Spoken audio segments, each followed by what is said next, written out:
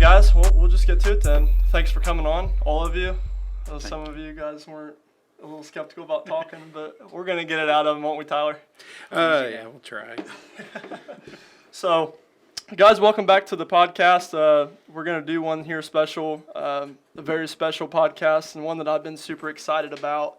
It's the Ted and Sue Collins Memorial Race, and I'm going to let these guys introduce themselves and a little bit of their background, and then maybe we'll have a little story time, and we'll talk about this race coming up Sunday. And we got sponsors to throw out. We've had a ton of donations. Can't thank those guys enough for making this race even more big, because this is the one, for me anyway, this was the special one for this year. I know we got the Pat O'Connor Memorial coming up. That's a big one, but it's sentimental, this one, I feel like. So we'll just start left and right. You guys can just go around the table, kind of just who you are, what your little bit of your background, what you think, how you got involved in racing. Goes way back. You let me go first. You can go first, yeah. Get the jitters out of you. I'm Trent Collins, Tyler's dad, and I'm Tori's brother. And I'm Ted and Sue's son. And I've been at the racetrack since I was born, pretty much. Yeah, for the most part. Yep. Driver, mechanic. I'm a mechanic. I don't have the guts to drive and not afraid to admit it.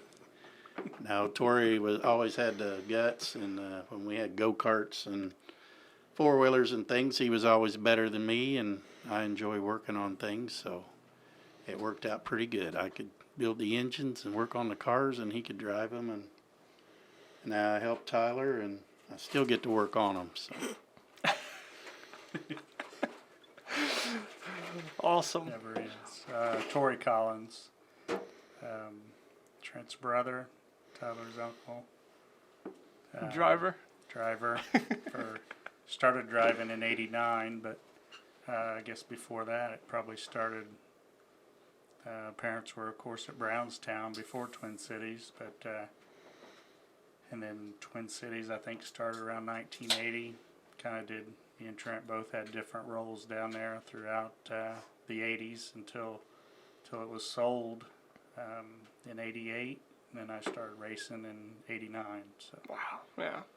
And then off and on through racing, we promoted Twin Cities 3 years at one time and 1 year at another. And Yeah, I remember those Twin Cities days when I was younger. yeah. Awesome. Tyler? I'm Tyler. I'm Trent's son, Tori's nephew. I only started racing a few years ago because Tori didn't want to give up his seat and let me in his car, so I had to go get my own, but it's okay. My bad. No, It's I'm not just easy. You're not kidding. I'm sorry, just though. kidding. I'm just kidding. No, It's true. no, it's not. I'm just kidding.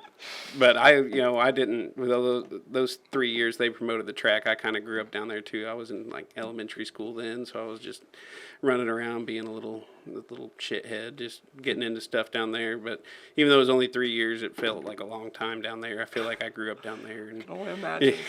it was, and then obviously going to the racetrack with Dad and Tori when he was racing and stuff. So I just, I grew up around it in a similar way that they did, but not exactly the same. And then, when I just decided, I was like, I want a race car too, and I want to go out there and race against Tori. And so now we get to go do that almost every weekend, which is a lot of fun. Yeah, you've been traveling too.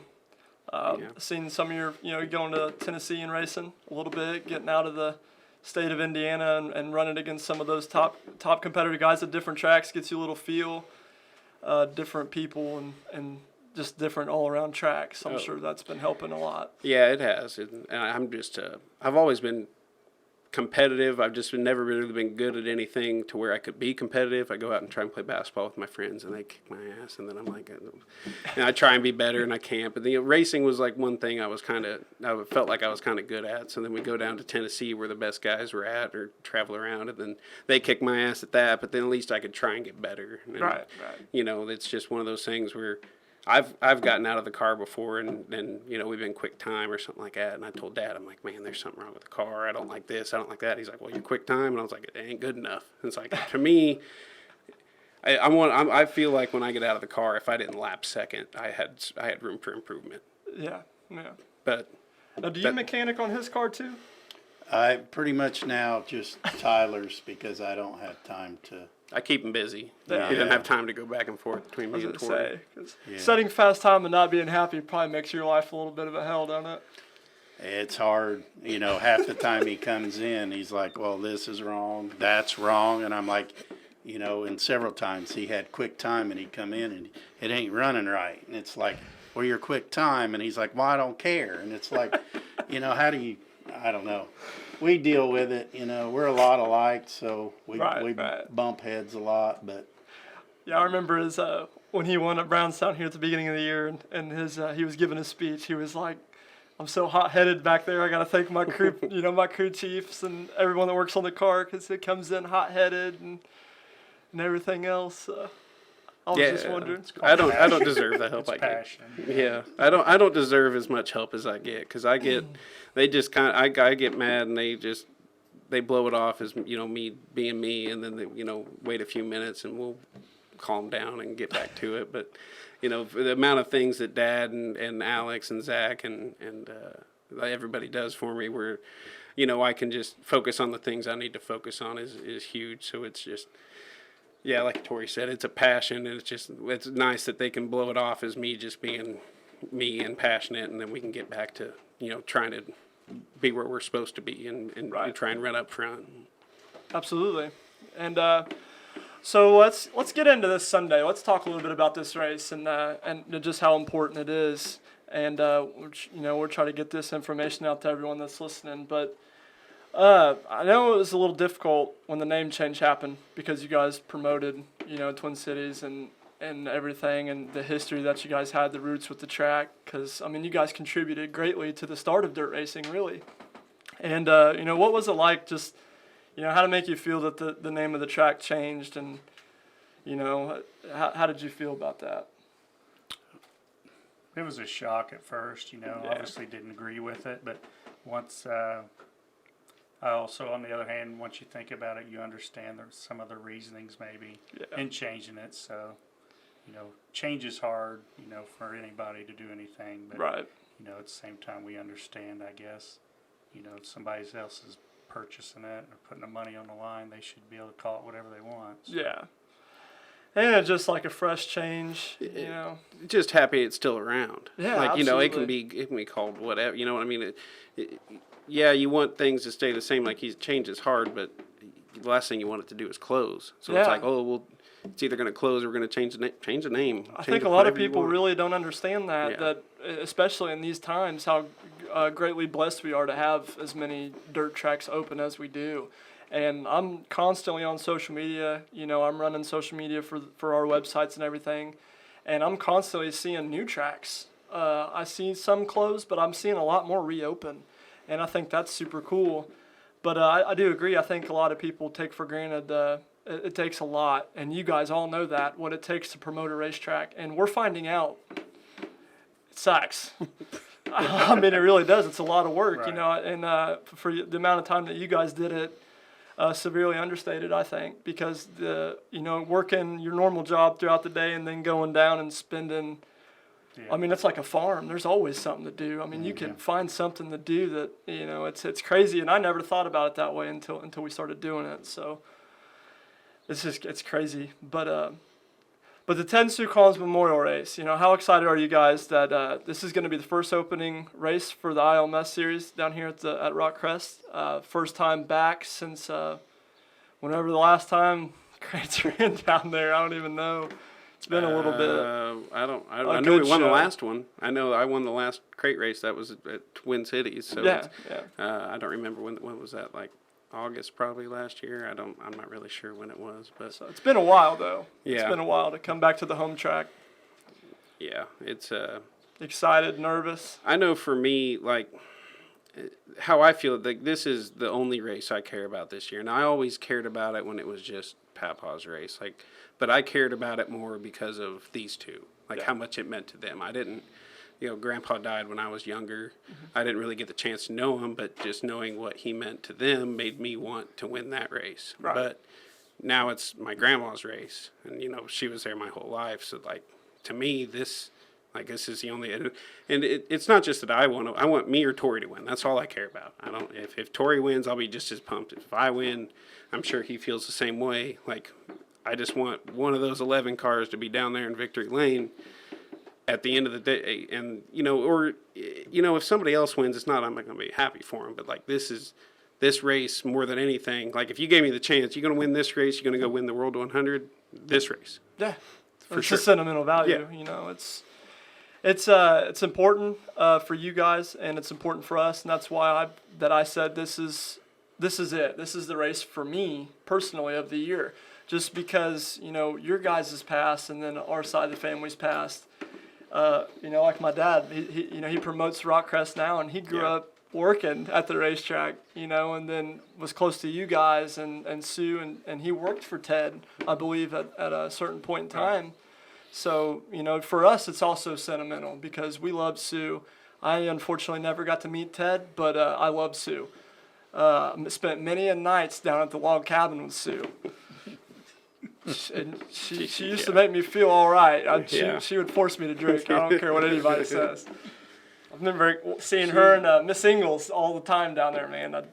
She just loved for everybody around her to have fun. So that's and that's what I try and focus on more now when she's not around. Is like racing to me has always been fun, but then at the racetrack it doesn't feel that way. But just try and make sure it stays fun. That's why she loved it. Is she all the friends she got to meet and stuff like that. And family bonding, man. You guys have been in this forever. You guys have, and you just starting out. It's dirt racing to me has always been a family oriented event. I mean, it just always has. Families come and support their drivers. You guys get your bonding time in the garage, bonding time at the track, all that stuff. So to me, it's always been about family and spending that time together and what have you. But super excited for this race. I know I got to get my notebook. I got sponsors wrote down, man. We've been getting left and right. Thank you to everyone that's donated and all the sponsors that are kicking in and supporting this race because it's very important. And we're very excited. We added modifieds in. We've had so many people contact us about adding modifieds in, and finally we got it okayed. We're going to throw them in. So I'd have to look at the flyer. I don't even know at this point, I don't even know what it originally was to win. But I know now with all the sponsors, and I don't even, just until like an hour ago, I don't know if anybody else has messaged, but as of right now, it's up to $1,300 to win. And that's great. Yeah. And the payoff on down the field is amazing too. I know I'd have to look, but I know like Wilson Timber Consultants added $100 to Hard Charger, I believe. Someone else, I'll go over the sponsors here again later, but we got $100 for Hard Charger, $100 for whoever finishes 11th in your guys' feature, and that gets an extra $100. Mark and Jamie. That was really cool to step in and do that. Yeah, that that's awesome. Really nice. And then we had other people, and Wilson family donated $150 to get a provisional. So we will start 21 cars instead of 20. So someone will get a provisional, and that was donated. So this big race. I mean, this right here is one of our biggest ones of the year, and we're super excited. I'm hoping for a good car count.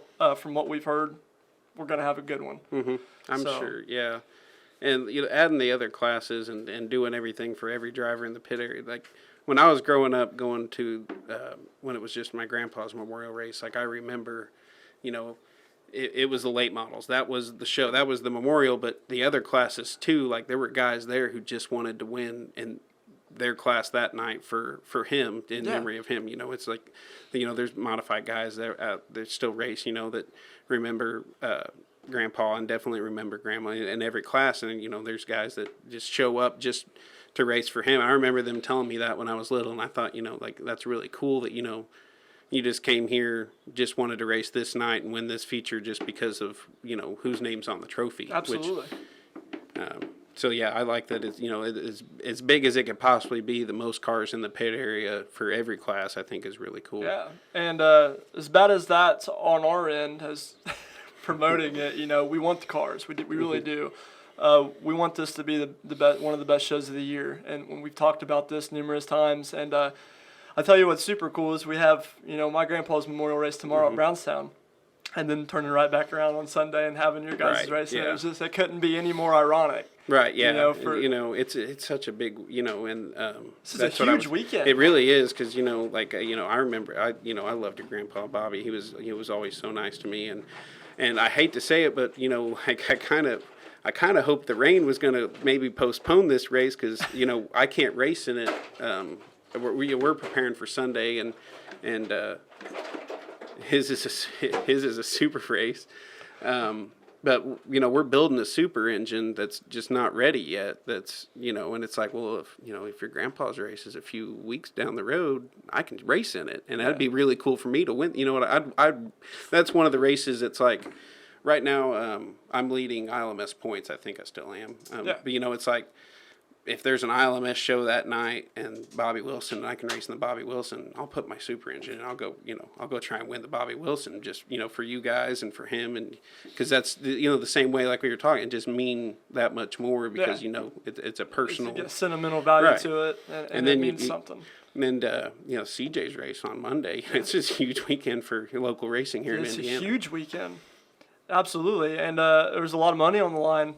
And there's a lot of guys that are hungry right now. With the price of everything going up. I know it's been super hard for guys to get tires.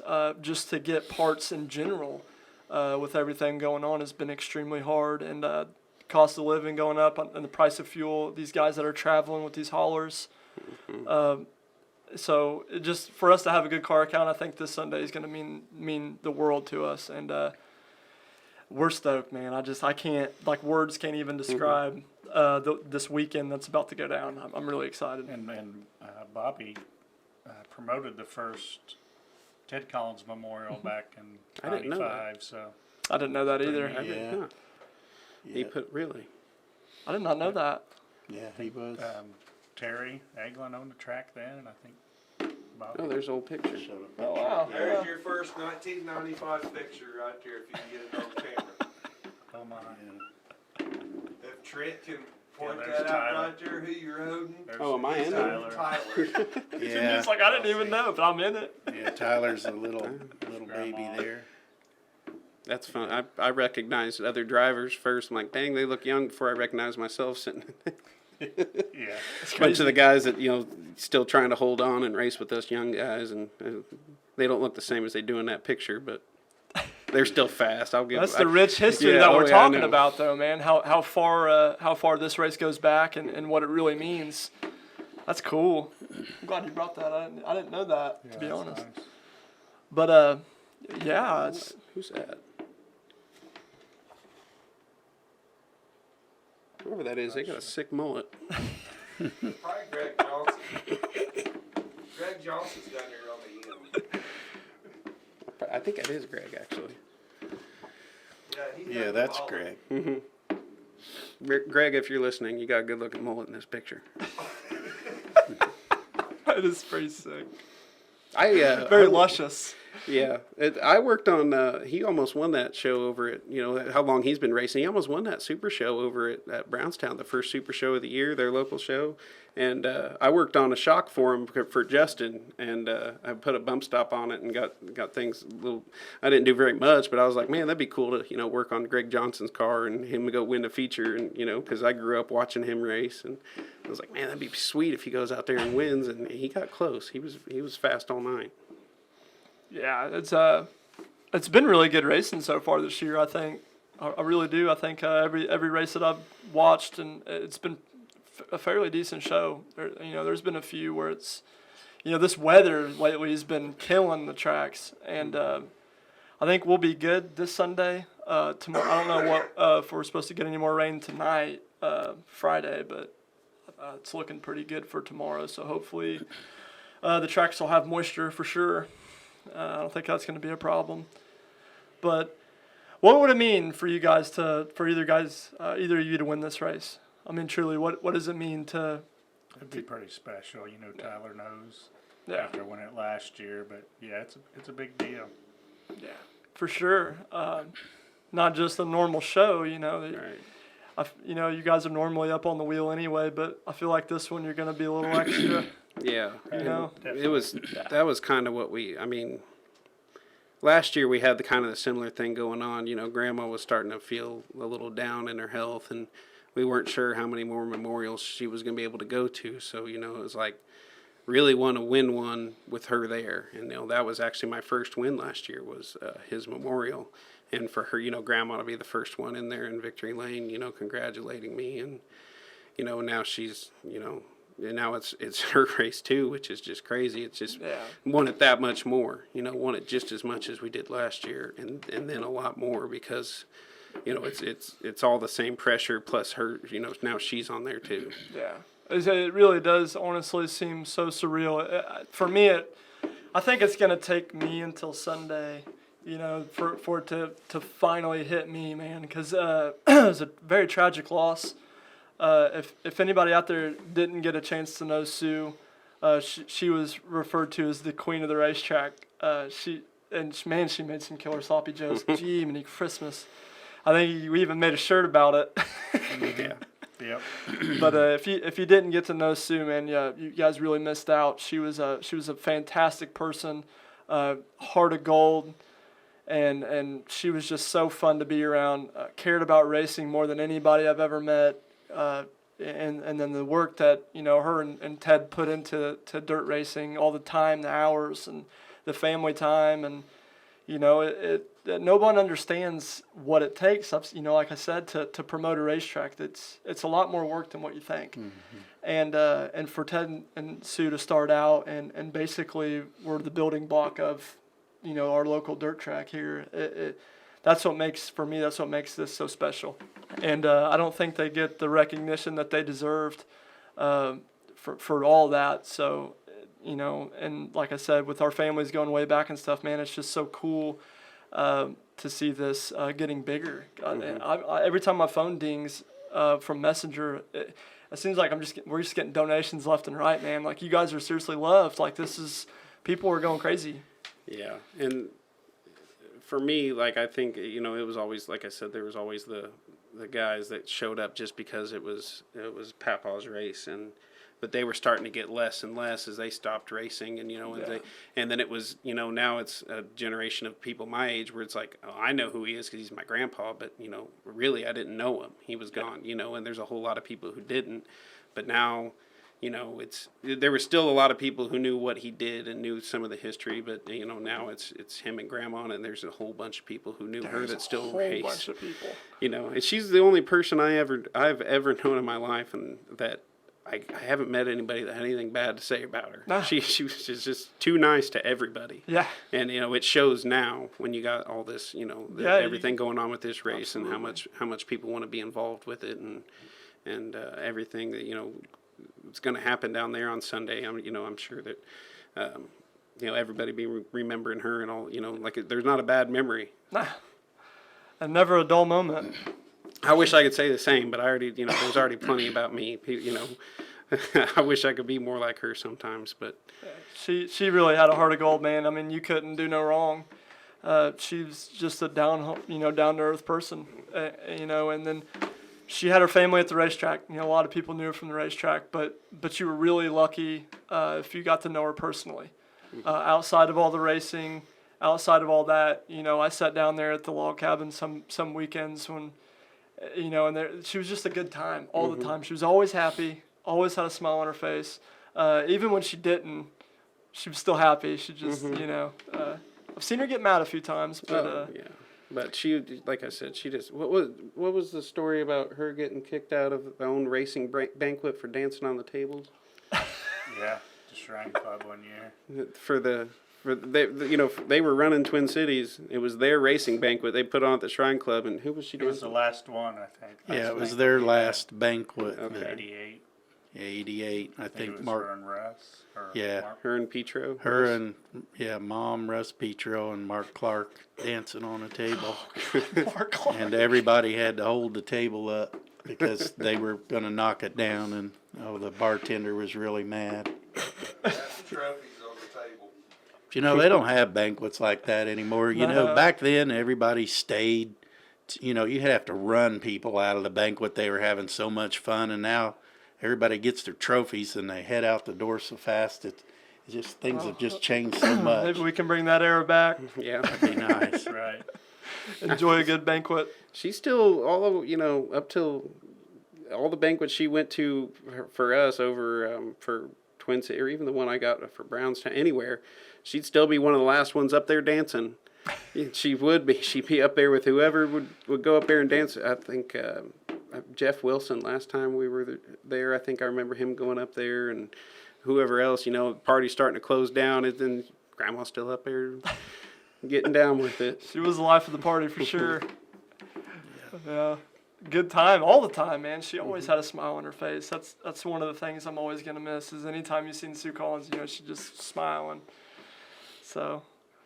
Something that she had told us, I don't know, within the last few years is, and I don't remember it, but they used to run Bloomington Speedway too. Really? They ran. I didn't know Yeah. that Do you either. remember what years they was ran? through this. I believe it was through the 70s because they did Bloomington on Friday and Brownstown Saturday. Yeah. So they did 2 tracks a week. And So they promoted Brownstown, Twin Cities, and then also and helped Scottsburg, Bloomington. right? Bloomington And and They Scottsburg. did Scottsburg Yeah. at one point. Promoter of 4 tracks. Yeah. That's crazy. Oh, could you imagine that headache? Well, they weren't all at the same time, but No, they did but have 2 at still. the same time. Was there any off time in between those? That Bloomington Speedway in 1979. 1979, What'd Bloomington. you Got bring? all your mom's notes right here. Did you bring a book? Yeah. I think the Scottsburg thing was on Sundays for a year Yeah. or 2. Yeah, it was after Chuck folks bought Twin Cities. Dad, Dad and Chuck ran That's crazy. Scottsburg on Sundays. I'm learning all kinds of stuff. And I did not know that. I really didn't. That's crazy. I can't alone, just running one track alone, but then having to, Yeah, even they if it's both- different locations. And why they both did it, they still both work full time. So That's I crazy. don't see how they did it. Well, I'll tell you something else that he did that he can't get in trouble for it now, but he drove that road grader from Twin Cities down to Scottsburg to grade the racetrack. I think there might have been a water truck on the road there at one time too. Gotta do what you gotta do. He didn't care. He did what he wanted. Yeah. I've heard some stories. I never got to meet him. Unfortunately, I was but I've heard a lot of stories, and I am going to switch out with Dad here shortly and let you guys talk about some stories. Yeah, you are. You're going to come on here and talk about at least a couple stories. But I just wanted to throw out there to everybody, these guys are selling T-shirts as well. I think also this race will be covered by Dirt 2 Media. We got told that they will be there Sunday, so if you guys have Dirt 2 Media, that will be able to be purchased and watched on TV. If you can't make it, we highly encourage that you do make it, because there's nothing like getting those front row seats. But if you, we're also gonna have Fresh Prince. Dustin Roller's he's gonna have his hauler there selling shirts as well. You guys are selling shirts, right? Yeah, Tori has his shirts, and Yeah, then I'll they have have the my memorial shirts. shirts. one of the memorial shirts Okay, yeah. And then we have the Wing Sliders and Susapi Joe shirts. Those will be available for purchase as well. So will those be on his trailer, or all those were pre-ordered and sold? No, you have extras. Yeah, Yeah, I have it. I have yeah. shirts. He has We'll have- shirts it'll to be sell separate. up at the grandstands. I don't have mine in yet, so. But yeah, Tori's and the memorial shirts, I think, both be sell up at the grandstands by the barn.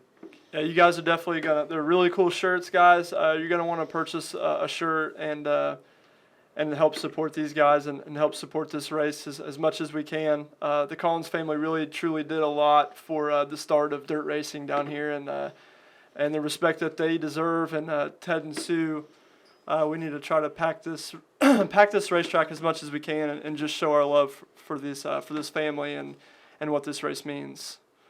But so you guys got sponsors you want to throw out? I know we can't make none of this happens without sponsors.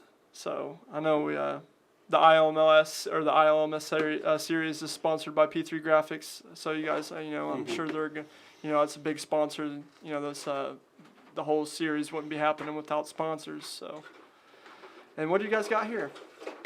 Oh, This is the what the winner will get in the crate late models for Sunday. Okay, so there you guys go. This is going to be the featured trophy here for Sunday's race. Awesome.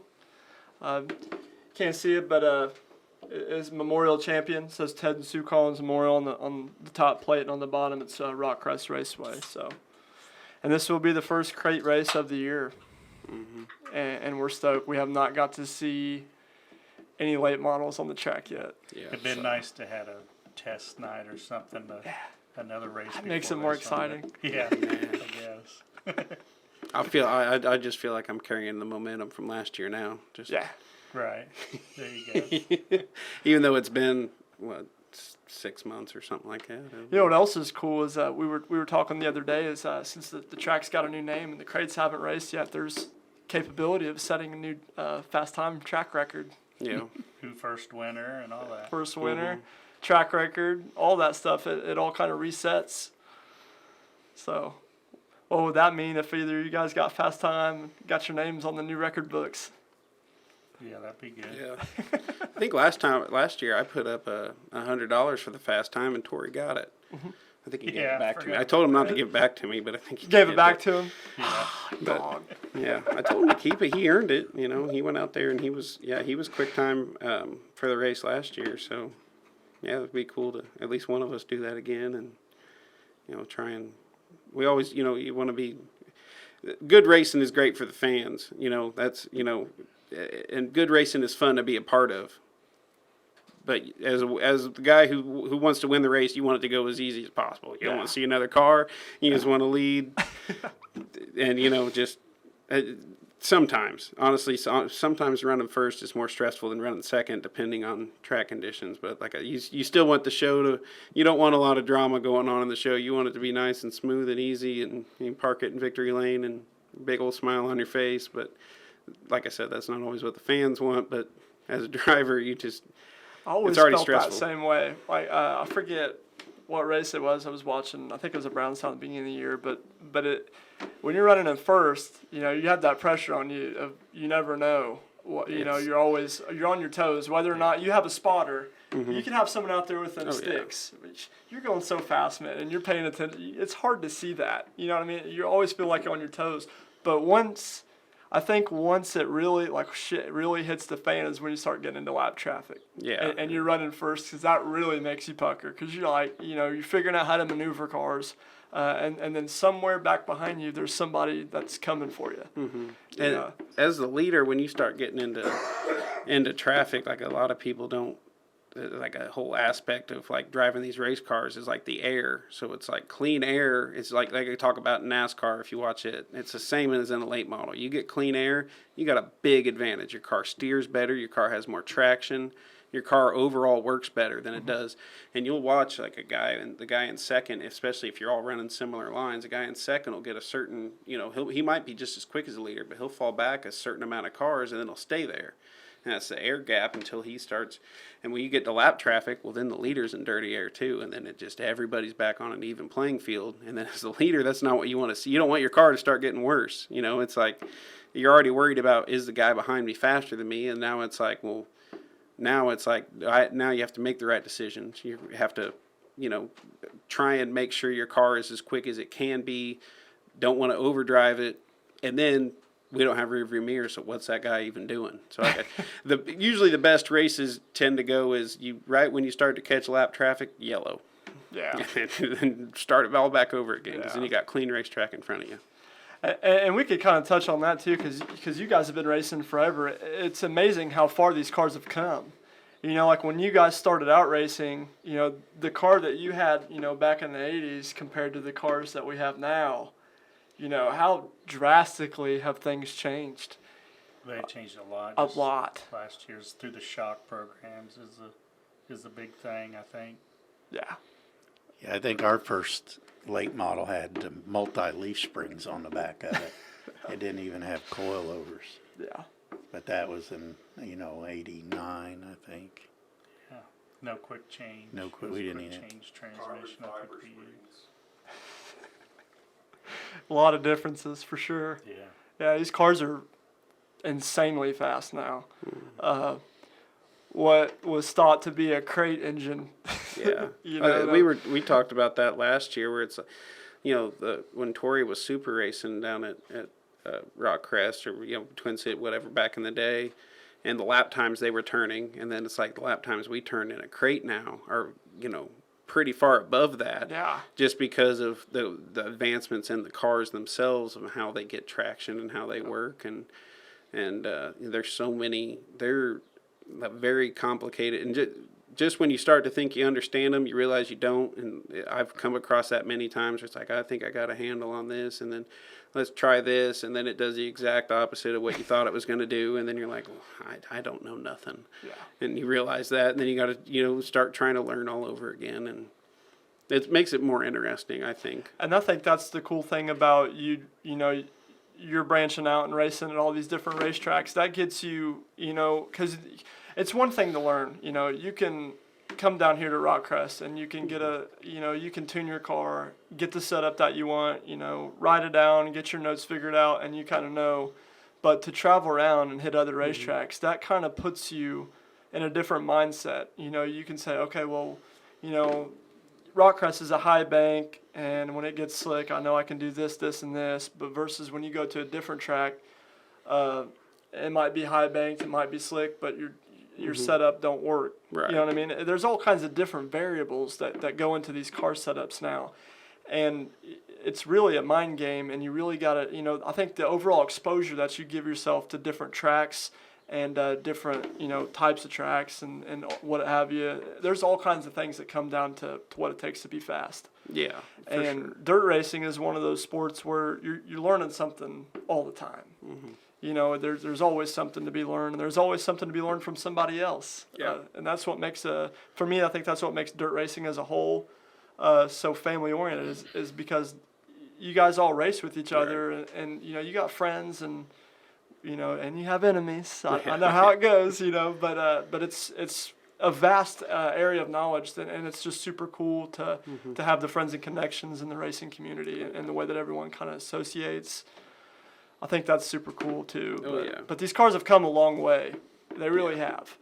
And I don't know how much better they're going to get. I mean, I think it's crazy. going to be, it's going to be crazy to see what they do in the next few years, and because it seems like every 2 or 3 years in dirt late model terms is like 15 years in normal car terms. If you think about how different they were 15, 20 years ago, that's how different late models are 3 or 4 years ago. Like but Tori, he used to do that. He used to travel back in the day. Now that they used to do it, you guys went over to Ohio a bunch back when you were my age and kicked their butts over there a whole bunch of times. And Do you guys ever travel with him when he goes like Smoky Mountain Speedway or any of those places? Not to race, but we'll go help. To watch. Tori's really good about, like, if he's not racing, he comes with me and he helps me a lot, which is super helpful for me. Absolutely. Gives me insight on things and just there, or if he's just there to crew, whatever it is, like, just because they don't like to travel with their car as much, but he still goes with me when I feel like doing it and helps out a bunch. And It helps them out too. yeah, and that's, and I share that knowledge that I've gained from going on these travels with them, and now, I feel like it's helped their program a lot, where I go down and be like, hey, these guys kicking my butt here, and here, and here's kind of what they were doing, and talking to these guys, and this is what they think's important, and then I'll try it, and I'll be like, I like it, and I'll tell them, and not tell anybody else, and then it's like they can pick and choose what they want to try here, and then do their own thing too, and I think it helps both of our programs out a lot.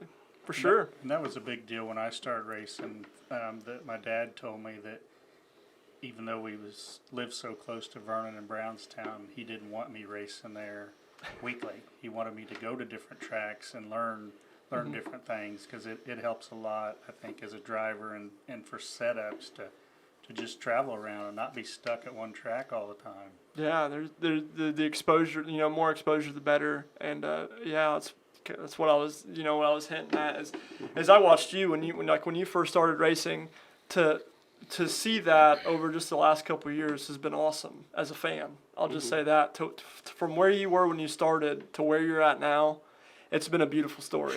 I mean, it might not have been at the time for you, but as a fan, and I think a lot of people also will agree with that, watching you develop and grow in that series has been really fun to watch. Yeah, and it's been a really fun journey for me looking back on where we were. Just this is only my sixth season, so I only have 5 seasons of racing. It's like, where were we 5 years ago? It's like, well, that ain't where we are now, and it's really cool to think about that.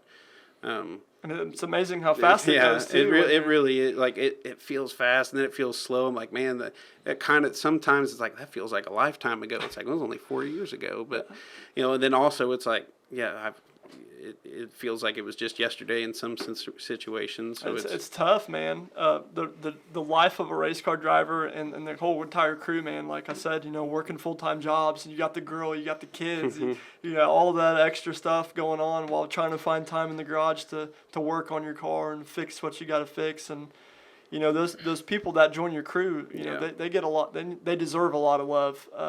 Sacrifice their time too. It's another thing to say about grandma and my mom and my girlfriend and my Aunt Lisa. Like the women that are behind the guys that go racing do just as much as the guys who go racing. Absolutely. Like there's a whole bunch of things that I don't get to, and I come home and there's this, that, and the other that needs done, but we got to race, and we got this to do on the car.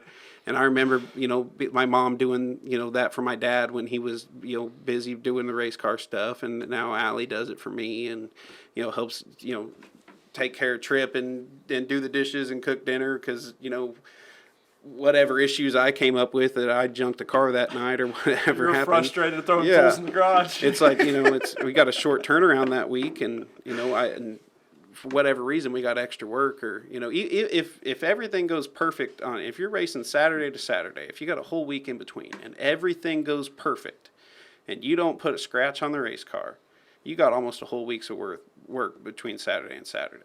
Yeah. Anything that gets thrown in there aside from that, if you wreck, if you break, you pop a couple tires that you didn't expect to pop, any little thing that's not just a perfectly smooth night is just more time. And it's like, you already got a whole week's worth of work. Where do you fit in that extra stuff?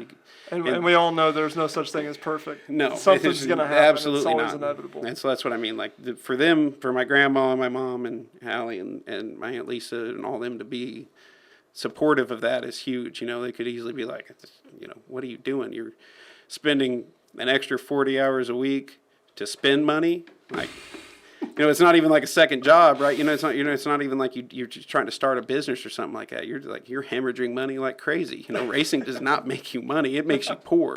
You would take a billionaire and make him a millionaire that give him a race car. Yeah. So it's, it's really, it speaks to, like I said, my grandma, like she was always just so happy about it. She was just happy to be down there, happy to be involved. It's a hobby, man. That you really got to. You got to be dedicated to it. You got to make the sacrifices to it. And like you said, it doesn't. When we're talking about how much it is to win, but by the time you factor in how much fuel you've got to get there, how much money you've spent on parts, tires, etc., just your paying to get through the gates and paying your crew, you know what I mean? Because it adds up. And then fuel. A lot of people don't. If we stay local, we'll go down to Rockcrest, is about as close as we can get. Mm-hmm. And let's say it was a normal to win night, so I think normal payoff is 1,000 to win, like 600 per second. I can't remember where it works on back, but that's like a normal ILMS payoff. If you get third, you're pretty close to breaking even. You probably lost a little bit actually. Yeah. Second is the first place that makes money. Yeah. And then you don't even make money because you're not getting second or first every week, right? You broke something the week before. That's on a perfect night. That's on a night where you didn't get a hole in a tire. That's on a night where you didn't, or track didn't rubber up and you didn't, ruin some of your tires. Or you didn't overlap your, engine rebuild and stuff. If you calculate everything in, second and third place, like right in between there, is breaking even. If you win, you put a little bit of money in your pocket. That goes to paying off the bills you had from 2 weeks ago. So it's like either way, you still lost money. But a lot of people don't see that as it's a lot more that goes. If you have a few bad weeks in a row, it can put you out of it for a season, or like it can make you. A few bad weeks in a row is enough to be like, we got to reconsider every plan we had for this year because we just blew our whole budget, and all we got was start money for 4 weeks. Yeah. And for the guys that continue, that happens too, and they stick with racing, like those are the guys that are the heroes of the dirt tracks, because like for them to continue to go and race just because they love it and they don't think about how much money they're losing. And I talked to Dad about this all. It ain't about the money. Like it's if it was about the money, we could do something different. I always tell them all the time. It's like, buy a Corvette and we'll go cruise it around. We only lose money on the original purchase and hope somebody doesn't wreck into you. But it's like when you go racing, you unload. It's because you love racing, and it's like. And there's something about it, man. Oh yeah. If you've never sat behind something where your number one objective is to go fast. Yeah. It's a different kind of adrenaline rush. Like I mean, there's a lot of nerves. I remember talking to somebody, back in the day when we was talking about. I can't remember if it was a late model driver, whatever car they ran, but they were like, if there's ever a time that I get into a race car and I'm not scared, it's time for me to get out of it. There's so many things that can happen. There is, and it's I don't know how Tori feels about it. And I feel all that stuff up until going down the backstretch coming to green. Yeah. And then everything kind of changed. I've got the nerves, and I can't eat on race day, and all that. There's stuff, a ritual. All that stuff eats at me and eats, and if a guy tells you he's not scared, it's like you said, it's like he probably needs to be doing something else, because like this is a very people can and do still die. Yeah. Safety has come a long way, but you think about the things that have to go right and everything going on to be in a race car, but it's just like anybody else, like that Kobe Bryant mentality or that game time situation stuff. Like for me, like I said, it's going down the backstretch, coming to green for the first lap, going rounded into that three. That adrenaline kicks in. Yeah, and all of a sudden I stop thinking about nerves and I'm just focused, and it's just and then it's a good feeling. It really is, and it's almost addicting. Relaxing. It's kind of the opposite. It pumps you up, but for me, it's more relaxing. I'm not as jittery. I'm more. It's time to dialed go. in, right? Yeah. It's a mentality for sure. Do you feel the same way? Yeah, I think so. I think it's a nerve thing, not really a scared thing, but you don't really think about what can happen. Right. You're just out there trying You're just to in do the best moment. You You think about that stuff too long. It goes both ways. You think about it too long, you're not going to do it. If you don't think about it at all, probably shouldn't be doing it. You think about it, and then you're like, I still want to. It could. Yeah, it could, but we hope it doesn't. I still want to go fast. Right. And just as soon as it's in your head, it's gone, and then you're just. For me, a lot of more of the nerves. I don't get nerves when I'm not up front. You put me starting behind third row, I'm fine. Really? Yeah. You put me starting up front. You put me on the pole of the feature. Then I'm like, that's when it starts really kicking in. Yeah. If I'm starting in the back of the feature, I'll eat some popcorn and stuff before I get in the car and just be like, because the nerves are gone. Like I said, once I'm out there racing. So if I drive from the back to the front and then I'm in the front, I don't have the nerves because the nerves are only pre-race. Right. So what goes through your mind when you're sitting, when you're getting ready to go out on the track and you hear the race before you're going on and you're just kind of chilling in the lineup chute. What's your thought process as you're just sitting there? What's yours? I just, with all the nerves and everything, you just try to calm yourself, deep breaths, try to think about something else. Yeah. To get going. It makes it worse if you try and think about what's about to happen. So it's like I usually think about things other than racing. Yeah. Think about what I'm going to do on Sunday. Oh, my grass needs mowed. I got to, I got to get a new air filter for the lawnmower before I can mow. And you start thinking about the stuff like that, you think about. Yeah. If you do that, then you feel okay. It's crazy because you got to think as a race fan, people are going to listen to this. They're thinking about mowing their grass in the lineup. And you got to because there's so much nerve, and so much right. Maybe pressure or something. Yeah. You just want to do good. And I hate this. Are they going to water the track? Yeah. Are they going to do something? Are they going to throw you for a loop? Hopefully we know that before we're in the lineup. Yeah. And I hate to say it, but you get the fans walking around the pit. And I always, I love when fans come up and talk to me and stuff, but I hate it when they come up and I'm sitting in the lineup shooting. Like, even if it's just a quick fist bump, that's cool. But they're like, like they want to stop me, like, hey, good luck, this, that, I think you got him tonight. I don't want to hear any of that, man. okay, I'm dude, thinking about mowing my thanks. grass tomorrow. I'm trying to calm down. Just I don't I got want. a yard to Yeah, I got a yard to mow tomorrow, man. Don't talk to me about racing that I'm I about got to do. that time right now. That's funny. Yeah, it's. What kind of nerves do you get? Because you're watching these guys, and you're working on the cars. When I haven't really been nervous with Tori in a long time because he's done it so long. Right. I know he knows what he's doing. He's not going to wreck unless it's somebody else's fault. I knew what I was doing. Well, I'm getting to that. Now, when Tyler started, when he first started, I was a nervous wreck. I almost couldn't even watch. And now that he is to the point he's at, I'm not nervous about him anymore either. Yeah. I mean, I know he knows what he's doing now, and it doesn't make me so nervous. He's lying a little. He Yeah. still gets more nervous about me than Tori You still don't know what he's going to do next. Yeah, it's he definitely I'll do something. Why'd you do that? So in other words, you say he's kind of predictable. And he's very yes, unpredictable. Well, I'll tell you how unpredictable he is. Okay, we were at Ponderosa one night, and the cars are running around the bottom, and I think he's third, and it's a train, and he's third. He's going to get third, right? So there's a yellow, and nobody's running the top. So there's a yellow, and there's a restart. Tyler goes in the corner. He goes up high. He ends up like sixth, and he comes in, and I said, you know what you did wrong, don't you? And he said, I didn't do anything wrong. I said, what do you mean? And he said, I didn't come down here to run third. He said, I came down here to win.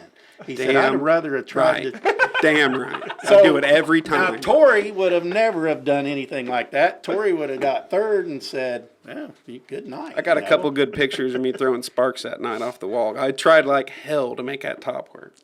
But then, he did that same thing at Brownstown here a Yeah. few weeks ago, and he it won. worked. I watched that. And it worked. So, Dude, if you could see the picture of all the fans that were Yeah. like, because that's a hard turn to come out Yeah. of. I mean, Yeah, it my- pinches you off a little bit coming Yeah. out of four, and the front stretch comes at you quicker than the back stretch for sure. And it's that berm. Yeah. A lot of people don't see that sitting in the stands, but you get up over that berm into that loose shit, and you're in trouble. I kind of, that was more the middle, but like it was like the same. You don't know till you try, and it's like Yeah. you got to try. Sometimes I it believe works, you sometimes tried it don't. it like 2 laps before, Yeah, didn't and you? then I felt that it worked, and then I was like, okay, and that maybe we have something here, and it was kind of that.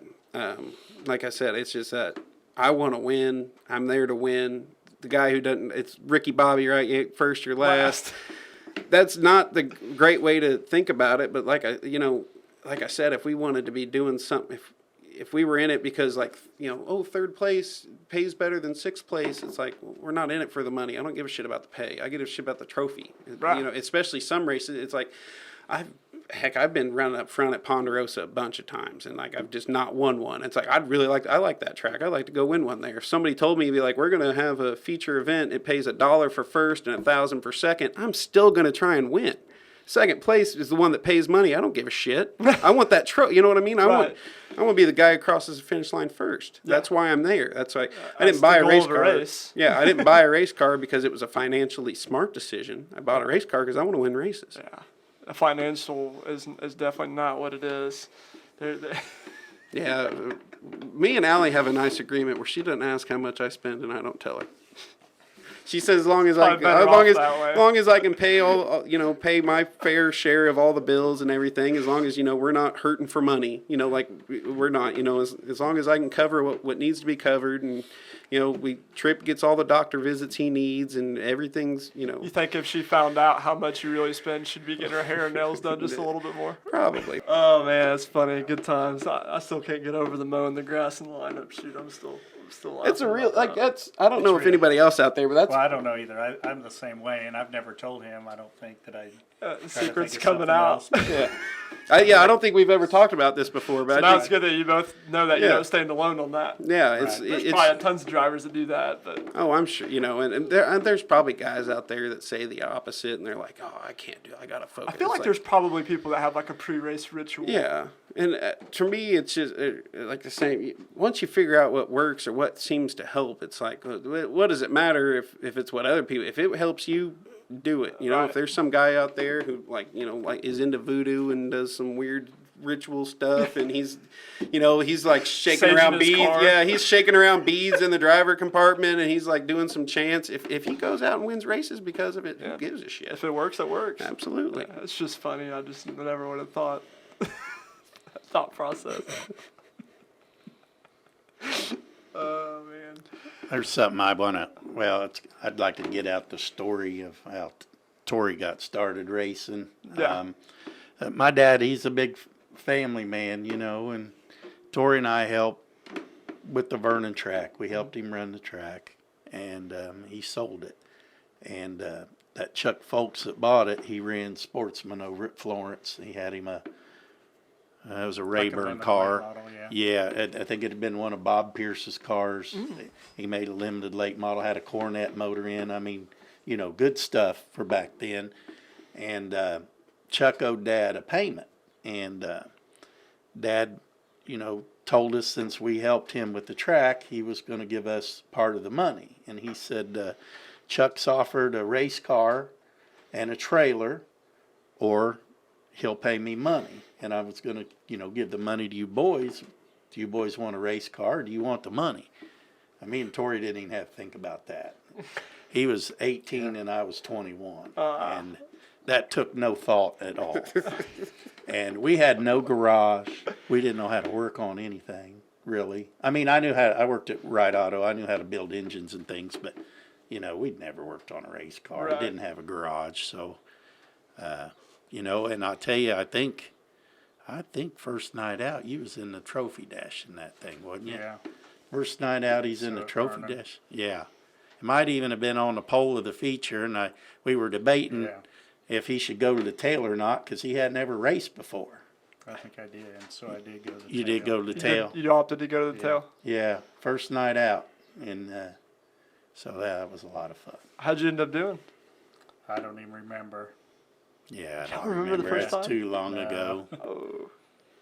But, that's how Dad was. He was real generous, and, he didn't have to give us anything. And I think he didn't have any idea what he was getting into by us getting that car.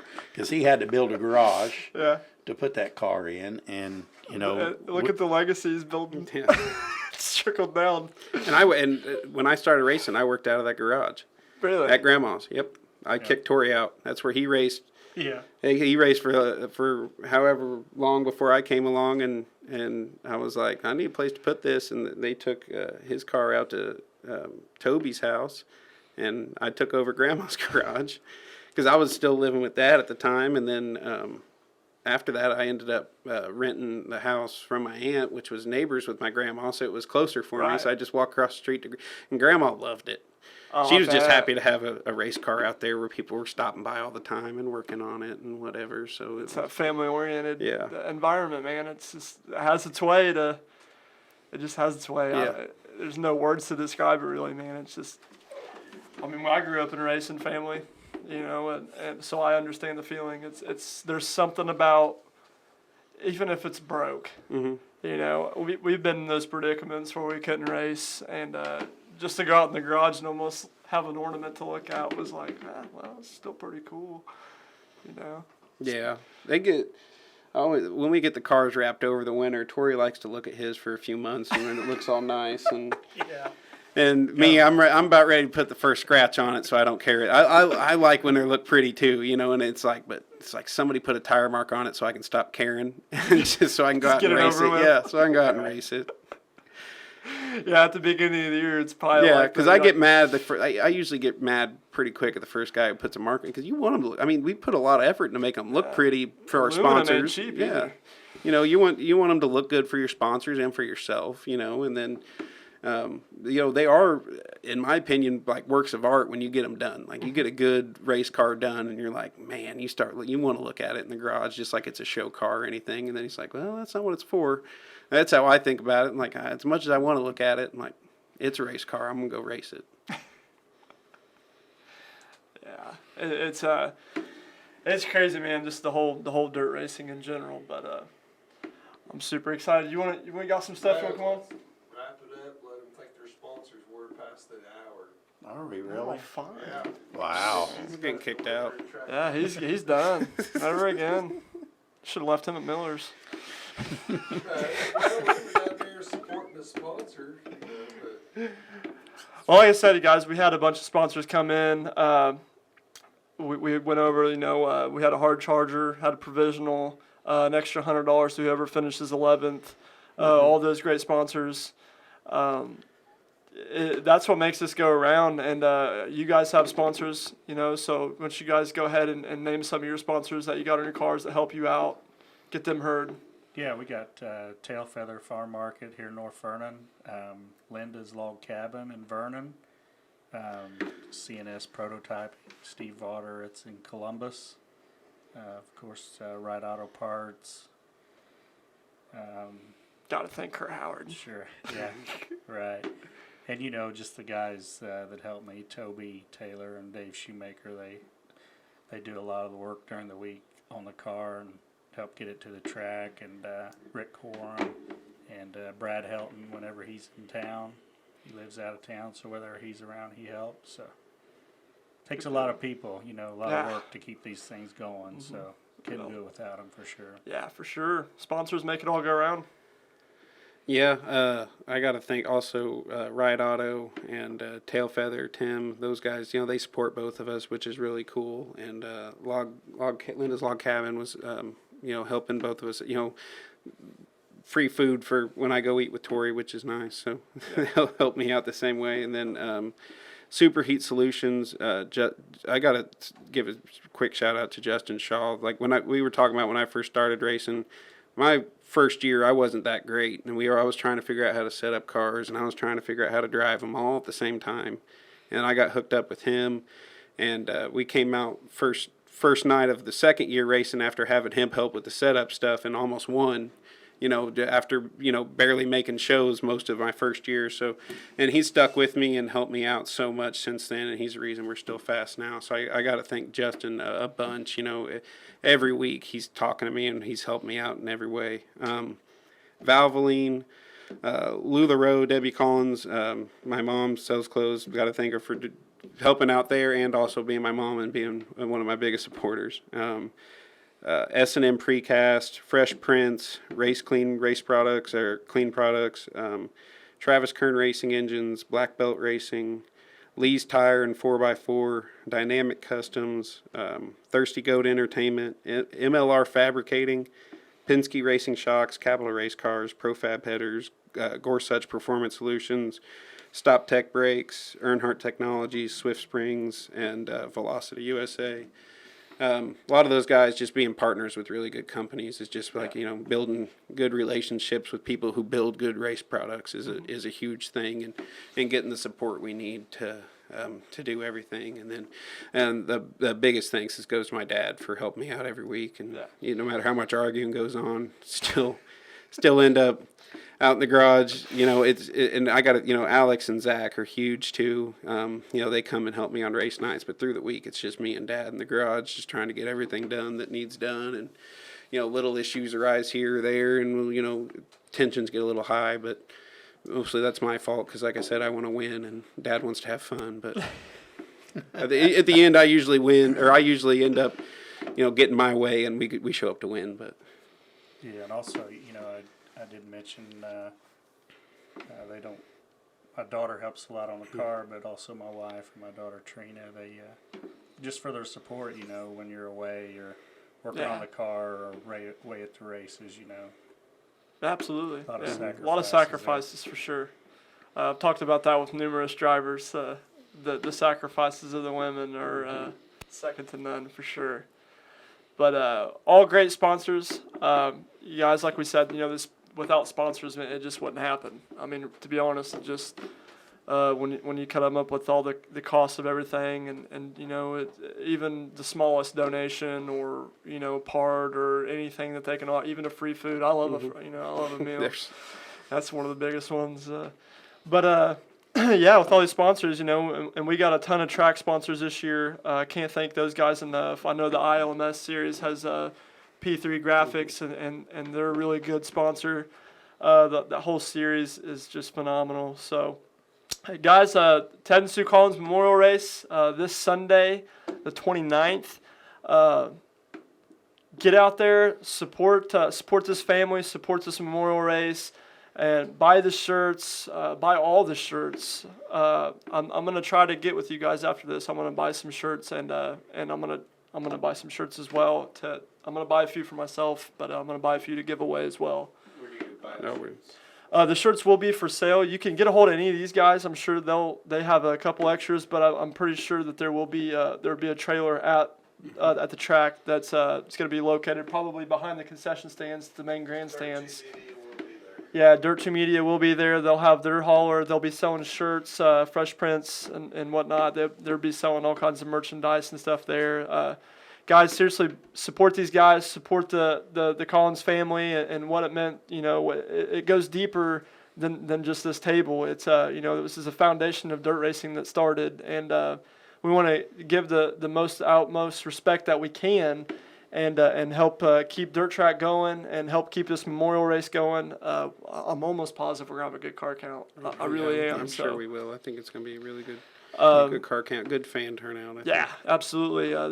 This is one of the bigger races of the year, and everybody, for the people that knew Ted will be there anyway, but the people that knew Sue are, I mean, there's just so many, whether it's racing side, personal side, but yeah, support these guys. Buy the shirts, anything that you can do, and wear it proudly. We'll be excited to see everyone on Sunday. If one of us wins, anybody that listens to the podcast, you're welcome to come down to Victory Lane. Even, we'll get a few hundred people down there and make Rob's life hell because he has to get them all back off the track. But if you're listening and one of us wins, come on down. Big group picture. Big group picture. That'd be actually really cool because I get that blown up and hung up in the studio here. So that'd be super cool. We're doing the group picture anyway before the feature even starts. Yeah. Yeah, one of this, yeah. Yeah, so, let's make sure we get out there and support this. If you guys aren't doing anything tomorrow on Saturday, get down to Brownstown and also help support the Bobby Wilson Memorial Race. It's going to be a huge weekend.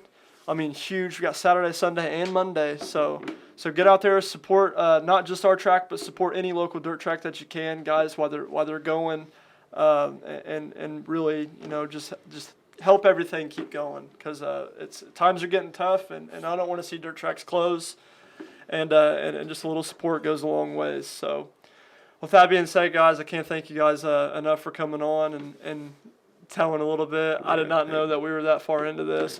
There's a million stories. I know for a fact. Thanks for having us. No problem. Thanks for having us. No problem. I wish best of luck to all you guys. You especially. Yeah, thank you. Appreciate it. But thanks for listening, and we'll see you guys all on Sunday.